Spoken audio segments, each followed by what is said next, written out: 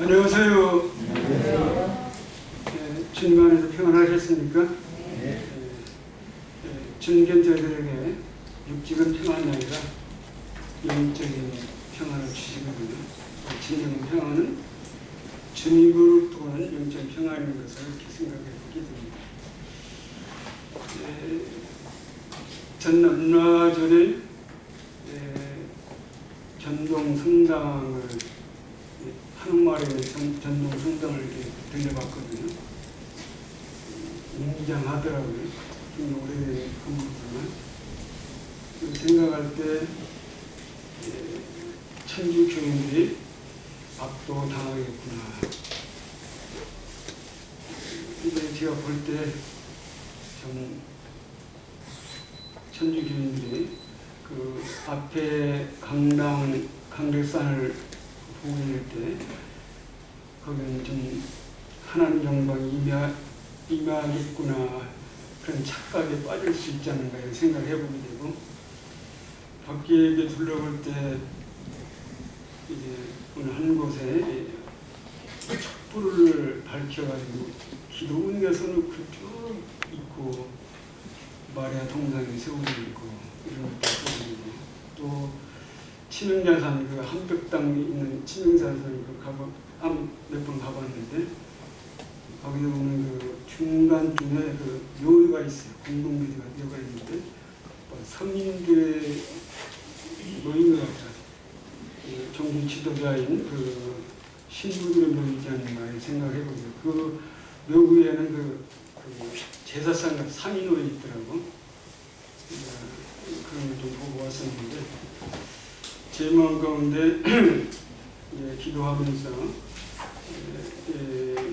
어떤 말씀을 교제할 것인가 이런 생각해 보게 될 때 카톨릭인 천주교는 어떤 종교인가 이런 부분을 떠올리면서 그런 주제로 기도하는 가운데 말씀을 이렇게 준비를 했습니다. 오늘날 세상에는 교단에 속한 많은 종교들이 있습니다. 대표적으로 카톨릭인 천주교가 있고 개신교, 교단에 속한 많은 종교가 있습니다. 그리고 우리가 잘 알고 있는 신천지랄지, 여호와 증인, 통일교, 전도관, 그 외에도 많은 종교들이 있거든요. 저희 집 앞에 그 순복음교회가 굉장히 건물이 크거든요. 근데 거기 보니까 그 간판에 바뀌겠더라고. 진례와 은혜교회라고 바뀌어 있더라고요. 근데 순복음교회 이렇게 분리 나온 것 같아요. 그래도 하나님에게 많은 그 교단에 속해 있는 종교들이 참 많이 있습니다. 이와 같은 교단에 속한 종교는 이제 세속화되어 있습니다. 그리고 인본주의 사상인 사람이 중시된 그런 이제 종교인 것을 우리가 잘 알 수가 있습니다. 그러면 그 오늘 주제인 가톨릭인 천주교는 어떤 과정을 통해서 세워진 종교인가? 이런 걸 생각해 볼 때 그리스도를 믿고 섬기는 그리스도인들이 그때 당시 로마 제국으로부터 엄청난 핍박과 고난을 당하고 순교를 당하게 됩니다. 이렇게 살펴보게 될 때, 그리고 로마 사람들 정서 가운데는 그리스도인들의 해로운 미신을 믿는 종교인들로 이렇게 생각을 하고 있었습니다. 그래서 이 로마 사람들은 그리스도인을 바라볼 때 혐오스럽게 해로운 미신 믿는 종교인들을 이렇게 생각을 하게 될 때 그 분위기가 그 그리스도인들에 대한 그 멸시와 조롱, 그 학대 이런 게 굉장히 그 심한 그런 가운데 있었던 것을 이렇게 보게 되거든요. 이제 그때 당시 그 로마 제국 황제인 네로 황제, 우리가 잘 알고 있지 않습니까? 네로 황제가 그리스도에 대한 그 감이 굉장히 좋지 않은 그런 감정 가운데 있었습니다. 그래서 네로 황제가 그런 생각 가운데 노마시에 이제 불을 지릅니다. 그 노마시는 불이 나가지고 굉장히 그 많은 피해를 입고 그랬는데 불을 질러놓고 어떻게 합니까? 그리스도인들이 불을 질렀다. 그 범죄에다 누명을 씌우게 됩니다. 그러게 될 때 얼마나 로마 사람들의 그 감정이 좋지 않았겠는가. 굉장히 힘들고 어려운 그런 가운데 이제 있었던 것을 이렇게 보게 됩니다. 그리고 그런 계기를 통해서 네로 황제는 그리스도인들은 엄청난 핍박을 하고 엄청난 많은 사람을 죽였습니다. 짐승 가지고 뒤집어 씌워가지고 사람 개에게 물어뜯겨 죽게 하고 또 가죽을 뒤집어 씌워 유린을 당하게 하고 또 십자가에 남의 매달려 죽게 하고 또 억청을 발라서 불을 지릅니다. 네로 황제가 그리스도인들을 억청을 발라가지고 남의 매달려서 불을 질러서 활로 타게 하고 그 쳐다보며 즐기는 그런 많은 그리스도인들이 엄청난 고난과 핍박과 그런 죽임을 당하는 그런 사건들이 있었던 것을 보게 됩니다. 우리가 잘 알고 있는 그 사도 요한의 그 제자였던 플리고 행자님은 그때 어떻게 죽었느냐? 바로 그리스도에 대신 우리 주님을 네가 부인하고 저주하면 너는 살려주겠다.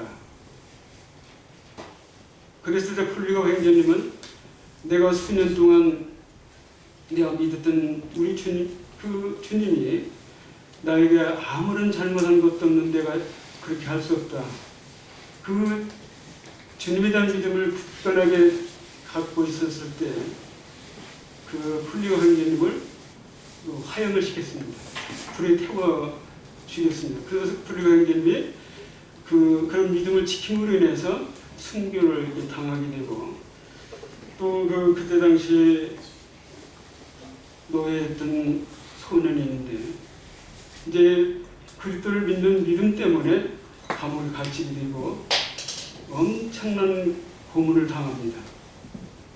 그런데도 그 소년은 주님을 부인하지 않고 그 믿음을 지킴으로 비참하게 죽임을 당하는 그런 일들이 있었던 걸 보게 됩니다. 그때 당시 그리스도인들 엄청난 핍박과 고난과 순교를 당하는 그런 기간이 굉장히 이제 길었던 것을 이렇게 알 수가 있는데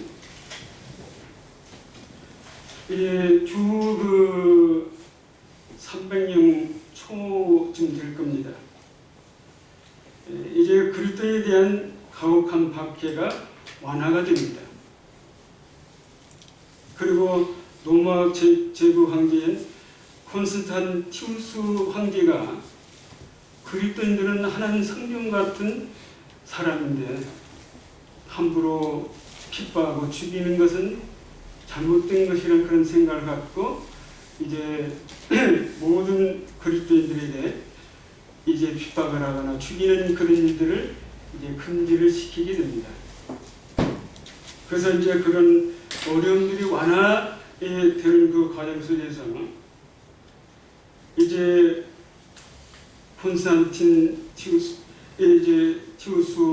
그 황제가 죽고 그 아들인 콘스탄틴이 이제 로마 제국 황제가 이제 되거든요. 근데 그 콘스탄틴 황제는 이제 그리스도인들에게 이제 자유롭게 믿고 섬길 수 있는 자유를 허락하게 됩니다. 그리고 이제 참 몰수했던 그 예배당 건물이나 또 그 물건들을 다시 되돌려 주면서 자유롭게 예수 그리스도를 믿고 섬길 수 있도록 이제 자유를 허락하게 되고 또 그 황제는 교회 감독들과 긴밀한 관계 속에서 이제 협력하고 돕게 되므로 자유롭게 이제 그들을 믿고 섬길 수 있는 그런 자유가 허용이 이제 되거든요. 그런데 어떤 분은 그것이 좋은 것 같은데 영적으로는 굉장히 그 일로 인해서 이제 교회가 타락을 하게 됩니다. 교회는 이제 국가 권력과 긴밀한 관계를 유지하게 됨으로 인해서 이제 교회는 어떻게 합니까? 세속화되고 인본주의 사상으로 영적으로 타락해가는 그런 좋지 않은 결과를 낳게 됩니다.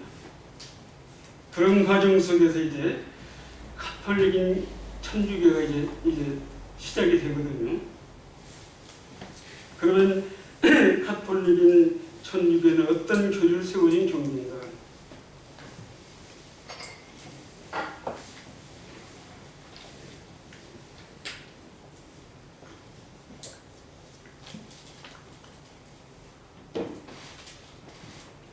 마태복음 16장을 읽겠습니다.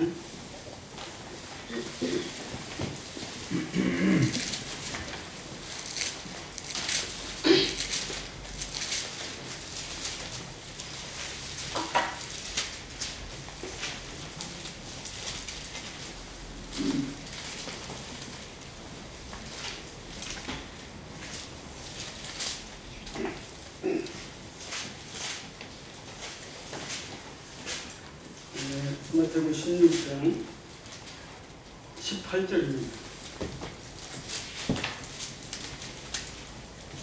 또 내가 네게 이르노니 너는 베드로라. 내가 이 반석 위에 내 교회를 세우리니 음부의 권세가 이기 못하리라. 우리 주님께서 베드로에게 말씀하십니다. 내가 네게 이르노니 너는 베드로라. 내가 이 반석 위에 내 교회를 세우리니 음부의 권세를 이기지 못하리라. 베드로라는 이름 뜻은 바로 반석이라는 이름 뜻을 갖고 있는데 내가 이 반석 위에 이 부분에 많은 논란이 있었습니다. 그래서 가톨릭에서는 베드로의 인격 위에 교회가 세워졌다고 주장하고 그렇게 믿고 있거든요. 그런데 이 말씀을 보면은 이 13절 이하의 말씀 보게 될 때 주님 베드로에게 묻습니다. 너는 나를 누구로 아느냐? 여기 물어봤을 때 베드로는 주님은 그리스도이요 살아계신 하나님 아들이시니라 이렇게 고백을 합니다. 주님께서 이 반석 위에 내 교회를 세우려는 이 말씀은 바로 사도 베드로가 고백했던 주님이 자신을 가리킨 부분을 이렇게 분별히 지어집니다. 그러나 가톨릭에서는 바로 베드로가 이름이 반석이기 때문에 주님이 말씀하신 것처럼 베드로 위에 교회를 세워졌다. 이렇게 이제 가톨릭에서는 이렇게 주장하고 있고 믿고 있었던 것을 이렇게 보게 됩니다.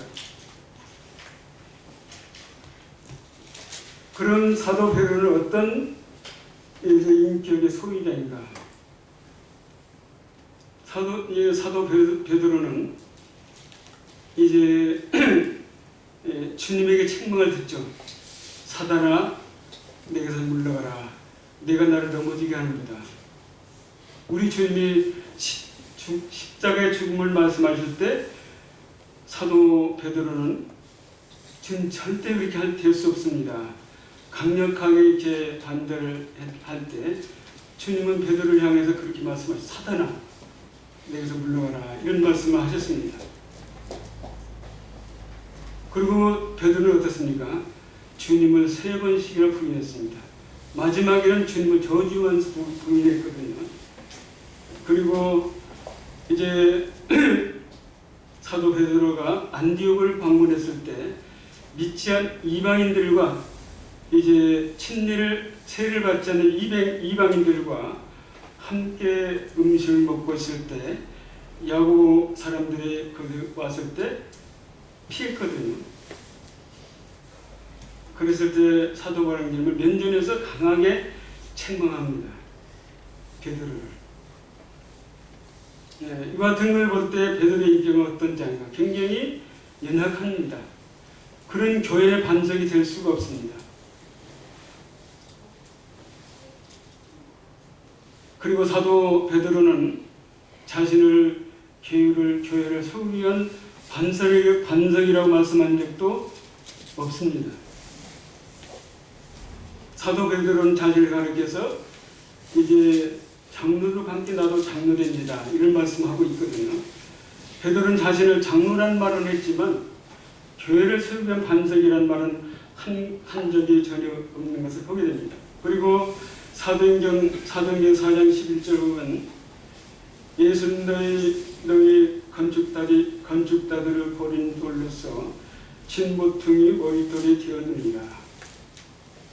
베드로전서 2장 4절 보면 사람에게는 버림받았으나 하나님께서는 택하신 보배로운 산돌이신 예수께 나가 너희도 산돌같이 신령한 집으로 세워지고. 사도 베드로는 주님을 가리켜 말씀할 때 교회의 반석된 주님으로 증거하고 있음을 보게 됩니다.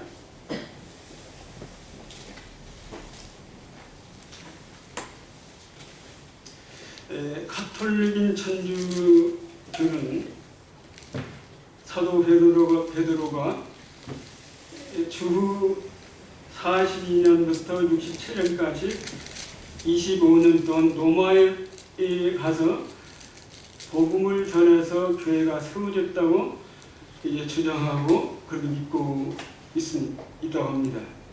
그러나 사도 베드로가 로마를 방문했다는 말씀은 성경에 전혀 찾아볼 수가 없습니다. 어떤 근거로 그런 주장을 하고 있고 또 사도 베드로가 복음을 전해서 세워진 교회라고 말하고 있는지 어떤 근거로 그런 얘기를 하고 있는지 알 수 없지만 사도 베드로는 로마를 방문한 적이 없는 걸로 우리는 분명히 생각을 해볼 수가 있거든요. 그래서 교회는 베드로의 인격에 세워진 교회가 아닙니다. 교회의 반석 되신 주님의 진리와 생명 되신 말씀 위에 교회가 세워진 것임을 우리가 말씀을 통해서 잘 알 수가 있습니다. 마태복음 16장 19절 말씀을 보겠습니다.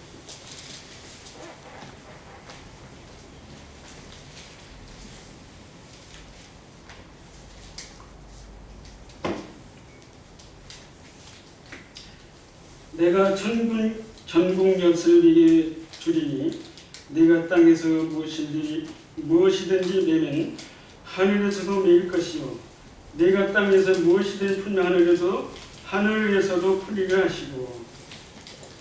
주님께는 사도 베드로에게 내가 네게 천국 열쇠 주겠다 이렇게 말씀하시면서 네가 땅에서 무엇이든지 매면 하늘에서 매이고 땅에서 무엇을 풀면 하늘에서 풀린다 이렇게 말씀하고 있는 것을 보게 됩니다. 이 말씀에 근거해서 가톨릭에서는 뭐라고 하느냐, 그리스도 되신 주님께서 베드로에게 천국 열쇠를 주셨기 때문에 사도 베드로가 교회를 감독하고 다스릴 수 있는 권한을 주었다고 이렇게 주장을 하고 믿고 있음을 알 수가 있습니다. 그리고 베드로는 그리스도 된 주님의 대리자로서 죄와 행부를 사하고 사면할 수 있는 권한을 부여받았다고 또 그렇게 주장하고 믿고 있습니다. 바로 천국 열쇠, 바로 베드로를 통해서 천국을 들어갈 수는 문이라고 이렇게 생각할 수도 있는 것을 보게 될 때 그렇게 주장하는 것이 또 어떤 근거가 될 수 있다고 이렇게 생각을 할 수 있지 않았겠는가. 그리고 가톨릭인 천주교에는 사도 베드로가 로마 천주교의 초대 교황으로 이렇게 믿고 있다고 합니다. 그리고 교황이라는 이름의 뜻은 뭔가? 바로 아버지라는 이름의 뜻을 갖고 있습니다. 아버지. 바로 존경한다는 그런 의미를 갖고 있는데, 우리가 그 구약의 말씀을 보게 되면 엘리야가 하늘로 승천하게 될 때 엘리사가 뭐라고 합니까? 울면서 땅을 치면서 내 아버지요 내 아버지요 이렇게 그 소리를 지는 말씀이 있거든요. 그리고 그 엘리사가 죽을 병을 들었을 때 그 이스라엘 그 요아스 왕이 그 엘리사에 가가지고 눈물을 흘리면서 무릎을 꿇고 내 아버지요 내 아버지요 이렇게 그 아버지라고 그 엘리야를 향해서 울면서 이렇게 아버지라고 이제 부르는 것을 보게 됩니다. 또 다윗 왕도 사위당을 쫓겨다니면서 이제 있을 때 그런 말 하거든. 사울 왕을 향해서 내 아버지라 그런 그 호칭을 씁니다. 그리고 나만 장군이 이제 문둥병이 이제 그랬을 때 그 엘리야에게 이제 그 소녀 그 이스라엘 소녀인 그 종의 말을 듣고 엘리야를 찾아갑니다. 그리고 엘리야가 그 나만 장군에게 요단강에 가서 몸을 7번 씻으라는 그런 얘기를 듣고 굉장히 분개하거든요. 이게 종이 뭐라고 하냐면 그 아버지요, 나만 장군의 아버지요, 이보다 더한 것을 하라고 하면 나을 수만 있으면 그렇게 할 수 있지 않느냐 이런 말을 하거든요. 근데 이 아버지라는 호칭이 바로 그 존경한 의미를 나타나고 있는 걸 보게 될 때 바로 로마 카톨릭인 천주교 교황은 바로 그 교황이라는 그 이름이 있던 바로 아버지처럼 이제 존경을 나타내는 것 같은 부분을 이렇게 보게 됩니다. 이제 교황은 최고 성직자로서 베드로 후계자로서 그리스도 되신 주님의 대리자라고 합니다. 바로 교황은 초대 교황인 베드로의 후계자, 바로 그리스도의 대신 이 대리자라는 이렇게 생각을 하고 믿고 있음을 보게 됩니다. 교황은 교회 수장인 감독으로서 교회를 감독하고 다스릴 수 있는 권한을 부여받았다고 합니다. 또한 교황은 죄와 형벌을 상하고 사면할 수 있는 권한을 부여받았다고 합니다. 바로 베드로에게 천국 열쇠를 줘서 땅에서 풀면 하늘을 풀리고 땅에서 매면 하늘을 매인다는 그 말씀을 인용해서 이제 이것은 그 교황에게 이것은 권한을 부여하는 것을 이렇게 알 수가 있습니다. 그래서 이제 어떤 일이는 보혜성사, 카톨릭에서는 이제 어떤 죄를 범하거나 잘못하게 될 때 이 교황이나 그 교황이 다 그 감당할 수가 없잖아요. 이제 신부에게 가서 이제 자기의 잘못과 죄 허물을 이제 고해합니다. 그 고해 성사를 통해서 그 교황이나 신부가 그를 위해서 이제 기도하게 될 때 그 죄가 이제 사해집니다. 그리고 그 죄와 허물을 이제 고해했을 때 그건 철저하게 비밀로 본인만 그 교황이나 신부만 그 갖고 이제 이야기한 그 비밀로 보장을 해준 것을 알 수가 있습니다. 그리고 가톨릭인 천주교에서는 그 매 주일마다 미사를 드립니다. 그 미사를 드리는 것은 예배를 드리는 걸로 생각하면 그렇지 않습니다. 우리는 주님 말씀에 따라서 성찬 예식을 통해서 우리 주님을 기념하고 기억하고 그 예배를 드리고 있지만 가톨릭인 천주교에서는 그렇게 미사를 지내는 것이 아니라 구약의 방법대로 구약의 제사장들이 피의 제사를 드리는 그런 그 의미로 미사를 드리고 있습니다. 바로 죄를 사하는 피의 제사, 바로 미사를 드리는 바로 죄를 사하기 위한 그런 미사로 이제 미사를 이렇게 통해서 예배를 드리고 있는 이 같은 모습을 생각해 볼 수가 있습니다. 그리고 성체설, 바로 이제 신부가 이 떡과 잔을 놓고 기도하게 될 때 그 떡과 잔이 실제적인 주님의 몸으로, 주님의 피로 변화된다고 합니다. 그래서 그 떡과 잔을 마시게 될 때 실체적인 주님을 이제 모셔드리는 것. 그래서 그 떡과 잔을 신부를 통해서 이제 기도를 드림으로 그 떡과 잔이 주님의 몸과 피로 변화된 그 떡과 잔을 먹고 마실 때 바로 우리 주님을 마음에 모셔짐으로 그 주님과 함께 한다는 그런 믿음을 이제 갖고 있음을 보게 됩니다. 이건 굉장히 잘못된 것이죠. 그리고 이제 세례, 이제 가톨릭인 천주교의 세례를 받게 될 때 믿음으로만 구원받을 수 있는 것이 아니라, 믿음으로 제 용서를 받을 수 있는 것이 아니라 세례를 받아야 된다. 세례를 받지 못하면 제 용서도 구원도 받을 수 없는 걸로 믿고 주장하고 있습니다. 바로 구원은, 제 용서는 우리 주 믿음으로 제 용서함과 이제 구원을 받을 수가 있음을 보게 됩니다. 그래서 가톨릭에서는 이제 세례를 받게 될 때 세례명을 받죠. 갖고 세례 받은 세례명의 이게 이름이 따로 있습니다. 제 개인적인 분별은 그 세례를 받고 세례명을 받게 될 때 그 이름이 하나님의 생명책에 기록된 걸로 믿고 있지 않는가, 이렇게 생각을 해보게 됩니다.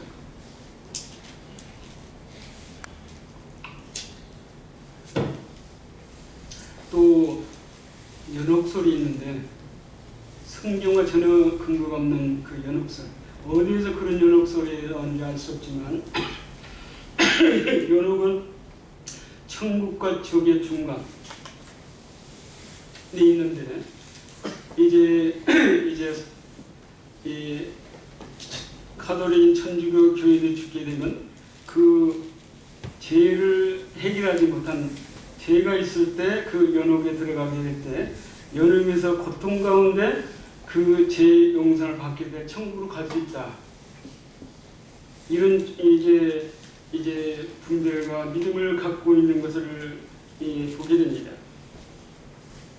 그래서 그런 걸로 인해서 어떻게 합니까? 죽은 자를 위해서 기도하는 것이 있거든요. 죽은 자를 위해서 기도하게 될 때 그 기도로 말미암아 죄가 용서되고 이제 천국으로 갈 수 있는 그런 길이 열리는 것들을 보게 됩니다. 이것이 바로 성경에 전혀 근거 없는 이런 이제 교리를 갖고 있는 것을 이렇게 보게 됩니다. 또 우리가 잘 알고 있는 면죄부, 이제 그때 당시에 가톨릭인 천주교에서 어떤 건물을 짓기 위해서 돈이 필요할 때 그런 수단 방법으로 이제 돈을 주고 면접을 사게 되면 죄가 용서되는 그런 이제 일론에서 이제 돈을 이제 모아가지고 건물을 짓는 그런 일들이 있었다고 합니다. 그런 계기로 인해서 마틴 루터가 이제 그런 계기로 인해서 종교 개혁을 하게 되는 것을 보게 됩니다. 바로 마틴 루터는 이 사기극이다. 면접으로 돈 주고 사서 재정상 받는 것은 완전히 사기극이라고 이렇게 해가지고 그런 계기로 해서 이제 종교 개혁을 해서 오늘날 개신교가 이제 생기게 됐잖아요. 그러나 마틴 루터도 바로 믿음으로 죄 용서함과 구원받은 것이지 그렇게 그건 굉장히 잘못된 것이다 이런 주장을 했던 것을 보게 됩니다. 그리고 우리가 그 마리아 예수님을 낳은 마리아를 이렇게 보게 되고 천주교 어떻게 하냐면 종신처녀설 동정녀 마리아라고 호칭하고 있잖아요. 바로 마리아는 결혼하지 않은 처녀였다. 그러나 성경 분명히 이야기하고 있잖아요. 요셉과 결혼해서 자녀를 낳았잖아요. 근데 어떤 근거로 그 종신처녀설 이제 마리아를 이렇게 이야기하고 있는지 알 수 없지만 바로 동정녀 마리아로 이렇게 호칭하고 있는 것을 보게 됩니다. 그리고 이 마리아는 무죄산 그런 죄가 없고 죄를 전혀 짓지 않았다. 바로 무죄설을 주장하고 있습니다. 그리고 마리아가 죽어서 부활해서 승천했다고 이렇게 주장하고 있습니다. 그래서 이 마리아를 성모 마리아로 숭배를 하게 됩니다. 그건 바로 마리아는 하나님 아들 그리스도인 예수님의 어머니이기 때문에 어머니 하나님 성모 마리아로 숭배하고 있습니다. 제가 얼마 전에 이 뉴스를 통해 보았는데 교황이 아프리카 어디를 방문했을 때 그 어려운 건살과 어린아이들에게 대화하는데 내가 성모님께 기도해 주겠다. 이게 성모 마리아를 숭배하고 있고 바로 교황이 그 성모 마리아에게 너희들을 위해서 기도해 주겠다. 이런 이야기를 그 뉴스를 통해 본 적이 있거든요. 바로 가톨릭인 천주교에서 바로 마리아를 성모 마리아, 어머니 하나님으로 숭배하고 있습니다. 그리고 그 성모 마리아를 숭배하고 그 마리아에게 기도합니다. 마리아는 이제 중보자로서 그런 모든 길을 들어서 이루어주고 또 하나님께 기도하는 이런 그 부분들을 이렇게 보면서 얼마나 잘못되어 있는가 이런 생각을 해보게 됩니다. 그리고 성인을 숭배합니다. 또 성상을 숭배합니다. 바로 가톨릭 그 종교 지도자들 존경받은 많은 그런 분들을 숭배하고 그런 분들에게 기도하고 또 성상 바로 성인하고 존경받을 그런 사람들의 그 그림 이제 그 그림을 숭배합니다. 그리고 이제 가톨릭 천주교 교인들은 마리아 동상 앞에서 기도하고 십자가 앞에서 기도하고 이것은 그 성인들에게 기도하고 이런 모습들을 이렇게 이제 보게 됩니다. 일반적인 사람들이 천주교 사람들을 볼 때 굉장히 선하고 아름답고 참 하나님을 잘 믿는 사람들로 볼 수도 있고 착각을 하게 됩니다. 그러나 가톨릭인 천주교는 바로 이 말씀과 전혀 관계없는 그들이 만드는 그 교리를 통해서 이제 하나님을 믿는다고 하고 있습니다. 그리고 가톨릭에서는 우리 주님보다 이 마리아를 더 부각시킵니다. 바로 마리아는 예수님의 어머니이기 때문에. 그래서 가톨릭에서는 이제 우리 주님을 별로 드러내지 않고 바로 마리아를 성모 마리아, 어머니 하나님으로 부각시키고 숭배하고 있는 그런 종교인 것을 우리는 알 수가 있습니다. 그리고 묵주 기도를 하는데 바로 그 중들이 목걸이 걸고 다니는 거 있는데 그걸 들고 이렇게 그 묵주로 가지고 다니면서 기도하는 그 기도거든요. 이런 그 묵주 기도를 하게 되고 이런 것들을 이렇게 보게 될 때 전 도저히 이해가 가지 않고 어떻게 저렇게 할 수 있는가 이런 생각을 해보게 됩니다. 또한 오늘날 많은 종교를 바라볼 때 요즘 굉장히 뉴스에서 자주 등장하고 있는 신천지나 통일교, 한학자는 문선명의 부인이잖아요. 그 문선명 남편을 대신에 이제 통일교 총재가 되어가지고 이제 많은 비리를 저지르는 바로 정치적인 권력과 야합하고 이제 청탁하고 이런 이 부분들을 보게 되고 또 우리가 젊은 제일사랑교회 그 목사 구속이 됐지만 그분도 정치 목사잖아요. 어떻게 그런 분이 목사라고 하나님을 전하고 있는가 이런 생각을 하면서 아이러니한 생각이 들어지게 됩니다. 이처럼 가톨릭인 천주교는 우상을 숭배하는 이방 종교입니다. 교회가 아닙니다.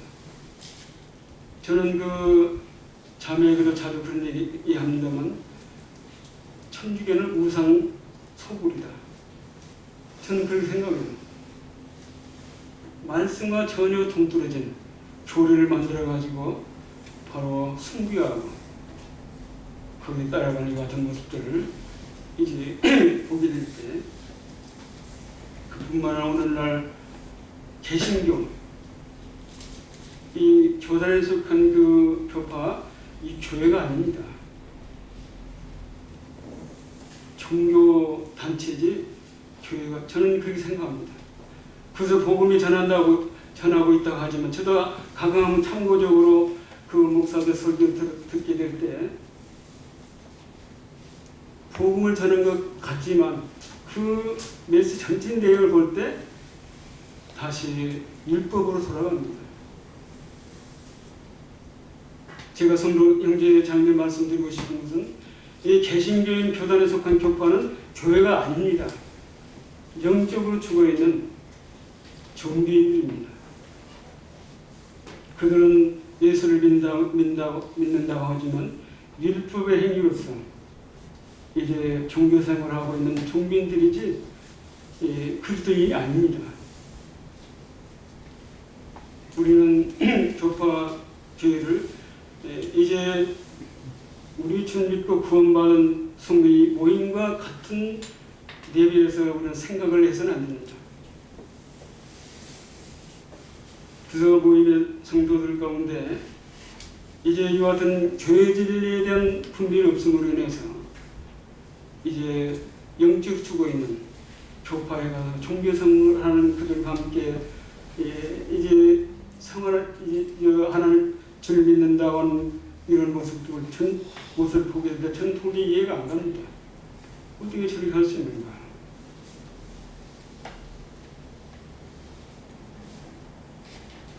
그래서 우리는 이제 굉장히 이 같은 부분들을 믿음의 눈으로 말씀을 통해서 바라봐야 될 줄 압니다. 뭐가 잘못되고 뭐가 잘된 것인가.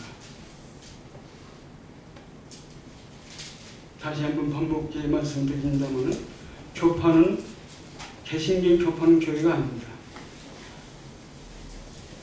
종교인들입니다. 우리는 이런 영적 분별을 통해서 우리를 바라보고 우리는 경계하고 또 그들이 행하고 있는 이제 교리나 그 사상 이런 것들을 경계해야 됩니다. 근데 모임에서도 이제 우리가 그런 분별을 갖지 못할 때 영적 무뎌질 때 거기에 현혹되고 그런 것도 우리가 빠져들 수 있다고 봅니다. 바로 진리는 김은기가 아니면 아닙니다. 하나님 믿는다고 또 복음을 전한다고 믿음으로 구원받는다고 말을 하고 있지만 실질적으로 보면은 생명이 없습니다. 진리가 아닙니다. 저는 요즘 제 마음 가운데 생각되는 것은 내가 종교 생활을 하다가 복음을 깨닫고 모임에 들어가서 이제 주님 안에서 주님을 예비하고 이제 말씀을 듣고 성도와 함께 한다는 이 내 자신을 볼 난 정말 행운하구나.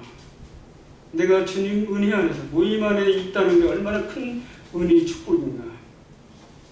그렇다고 해서 모임이 이제 온전하게 말씀 가운데 순종하고 있다고 말할 수 없지만 그러나 연약하고 부족한 부분이 있다 할지라도 우리가 그 신약에 보면 초대교회 그 모습을 보면 많은 문제들이 있었지 않아요. 고린도교회나 그 많은 교회들 문제들이 많았습니다. 그러나 그것에 주님이 함께 하셨고 성령이 역사하셨고 또 오늘 지금까지 이 교회가 이어져 왔던 것을 보게 될 때 우리 형제자매들이 주님 안에서 모임 안에서 성도들과 함께 이제 예배드리고 집에 참석하고 성도 교제를 나누고 이런 것들이 우리 얼마나 귀하고 아름다운 그런 주님 안의 삶입니다. 그래서 모임이 연약하고 부족함이 있다 할지라도 우리가 그런 부분에 의해서 기도하고 또 서로 협력하여 서로 이뤄감으로 주님의 뜻이 온전히 이루어져가는 그런 모임으로 우리가 이루어져 가야 되지 않겠는가 이런 생각을 이제 해보게 된 이상으로 말씀 드리겠습니다.